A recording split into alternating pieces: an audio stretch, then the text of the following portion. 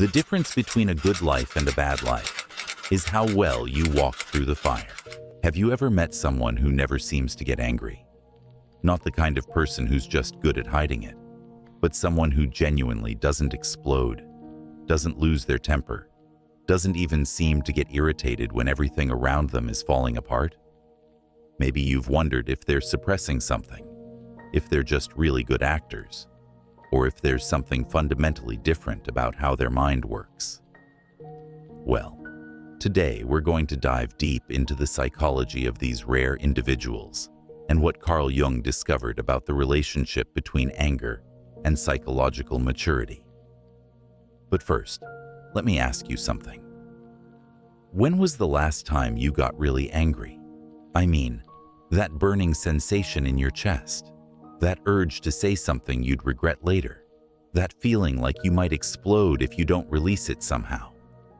Leave a comment below and tell me what triggered it, because understanding your anger patterns is the first step to mastering them. Let me tell you about someone I'll call Marcus. Marcus worked in one of the most stressful environments you can imagine, emergency medicine. Every day, he dealt with life or death situations, demanding patience, exhausted colleagues, and impossible deadlines. But here's what amazed everyone around him. Marcus never lost his temper, not once. His colleagues would watch in bewilderment as he calmly handled aggressive patients who were screaming at him. They'd see him respond to criticism from supervisors with thoughtful consideration rather than defensiveness. During the most chaotic moments, when everyone else was on edge, Marcus remained centered, focused, almost serene. At first, people thought he was just suppressing his emotions. Some even worried about him, thinking he might explode one day. But as months turned into years, they realized something profound. Marcus wasn't suppressing anger. He had transcended the need for it entirely. This is exactly what Carl Jung wrote about when he described the process of individuation, the journey towards psychological wholeness. Jung understood that people who seem to never get angry aren't emotionally numb or disconnected. They've achieved something much more sophisticated: emotional sovereignty. Jung believed that anger, in its reactive form, is actually a sign of psychological immaturity. It's the ego's desperate attempt to regain control when it feels threatened, challenged, or diminished. But here's the key insight. When you've done deep inner work, when you've integrated your shadow and developed what Jung called emotional consciousness, anger transforms from a reactive emotion into conscious choice. Let me explain what this means. Most people get angry because something external triggers an internal wound. Someone criticizes you, and suddenly you're 8 years old again, feeling attacked by a parent. Someone cuts you off in traffic, and you're transported back to every time you've felt disrespected or ignored. These reactions happen because parts of your psyche, what Jung called the shadow, remain unconscious. You're not just responding to the present moment, you're responding to decades of accumulated emotional baggage. Your anger isn't really about the current situation. It's about every time you've felt powerless, unheard, or invalidated. But people who never get angry have done something remarkable. They've made the unconscious conscious. They've looked at their triggers, understood their patterns, and integrated those shadow aspects of themselves. When someone criticizes them, they don't hear their father's voice from 30 years ago. They hear the actual words being spoken right now. Think about it this way. Imagine someone accuses you of being irresponsible. The reactive person immediately feels attacked and responds with anger, defensiveness, or justification. But the psychologically mature person asks themselves, is there truth in this feedback? And if not, why does this person's opinion matter to me? The difference isn't that one person cares less. It's that one person has developed what Jung called psychological distance. They can observe their own emotional responses without being consumed by them.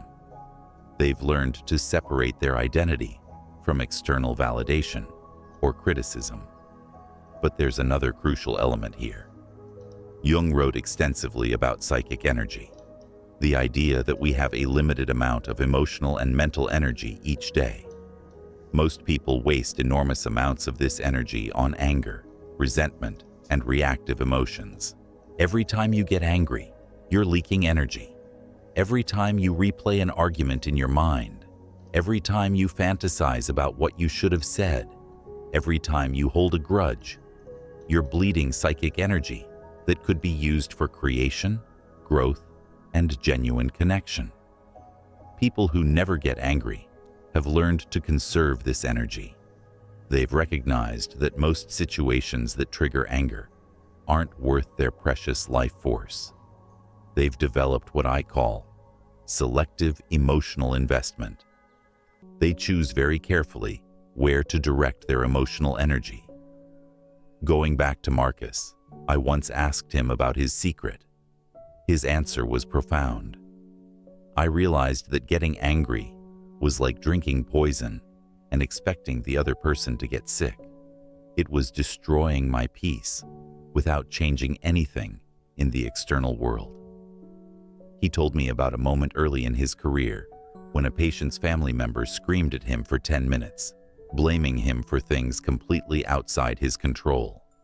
His initial impulse was to defend himself, to explain, to prove that he wasn't at fault. But instead, he took a breath and asked himself, what is this person really feeling underneath the anger? What he saw was fear, helplessness, and grief.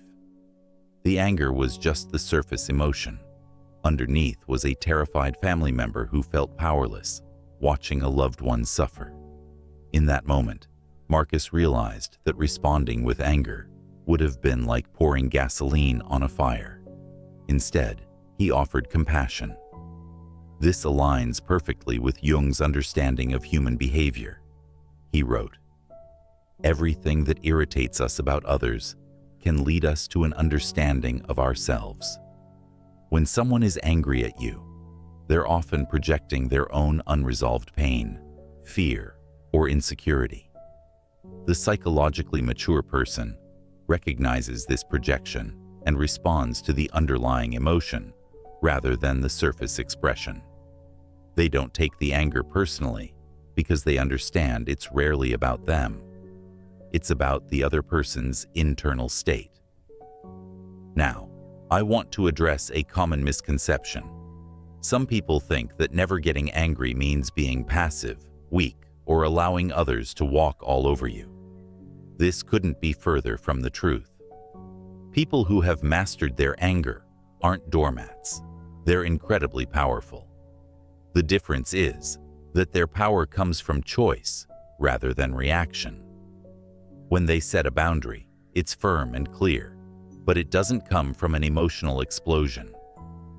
When they address a problem, they do it from a place of centered strength rather than reactive fury. Think about the most effective leaders you know. Do they rule through tantrums and emotional outbursts, or do they maintain their authority through calm, consistent, and clear communication? True power whispers. It doesn't need to shout. Here's the paradox that Jung understood. The less you need to express anger, the more powerful you become. When people know you're not reactive, they treat you with more respect. When they realize they can't push your buttons, they stop trying to manipulate you emotionally. So how do you develop this level of emotional mastery? Jung's answer was through the process of individuation, becoming conscious of your unconscious patterns. This means looking at your triggers without judgment, understanding the childhood wounds that still influence your adult reactions, and integrating the shadow aspects of your personality. First, start observing your anger patterns. What situations consistently trigger you? Is it criticism, feeling ignored, being interrupted, or something else. Write these patterns down and look for the common thread. Second, ask yourself what these triggers remind you of from your past. Often, present-day anger is just historical pain in disguise. When you can see the connection, you can begin to heal the original wound instead of just reacting to its symptoms. Third, practice what Jung called holding the tension. The next time you feel anger rising, instead of immediately expressing or suppressing it, just observe it. Feel it in your body. Notice your thoughts, but don't act on it immediately. This creates space between stimulus and response. In that space lives your freedom. Viktor Frankl, who was influenced by Jung's work, wrote, "Between stimulus and response there is a space. In that space is our power to choose our response. In our response lies our growth and our freedom." As you practice this, something remarkable happens. The anger doesn't go away immediately, but it transforms. Instead of being a destructive force that controls you, it becomes information that guides you. It tells you where your boundaries are, what you value, and what needs attention in your life. People who never get angry haven't eliminated this emotion. They've developed a completely different relationship with it. They've learned to extract the wisdom from anger without being consumed by its fire. Marcus eventually became the head of his department, not because he was the smartest or most talented, but because people trusted his emotional stability. In crisis situations, everyone looked to him because they knew he would make decisions from clarity rather than chaos. But the most beautiful part of his transformation was how it affected others. His calm presence had a ripple effect throughout the entire emergency department. When the most stressful situations arose, his centered energy would actually help calm everyone around him. Jung wrote, "The privilege of a lifetime is being who you are." When you're no longer controlled by reactive emotions, when you're no longer a slave to your triggers, you finally become free to be your authentic self. You make choices from love rather than fear, from wisdom rather than wounding. So here's my challenge for you. For the next week, practice being the observer of your anger rather than its victim. When you feel it rising, ask yourself, what is this emotion trying to teach me? What does this situation remind me of from my past? And how can I respond from my highest self rather than my wounded ego? Remember, the goal isn't to become emotionless. It's to become emotionally sovereign. It's to develop the psychological maturity that allows you to feel deeply without being controlled by those feelings. If this resonated with you, let me know in the comments below. Share a moment when you chose calm over chaos, understanding over anger. Your story might be exactly what someone else needs to hear today. And if you're on a journey of psychological growth and self-discovery, subscribe to this channel. We dive deep into Jung's wisdom and practical psychology every week, helping you understand not just how your mind works, but how to make it work for you. Until next time, remember, true strength isn't about never feeling anger. It's about choosing what to do with it. The masters of emotional intelligence don't suppress their fire. They learn to direct it toward what truly matters.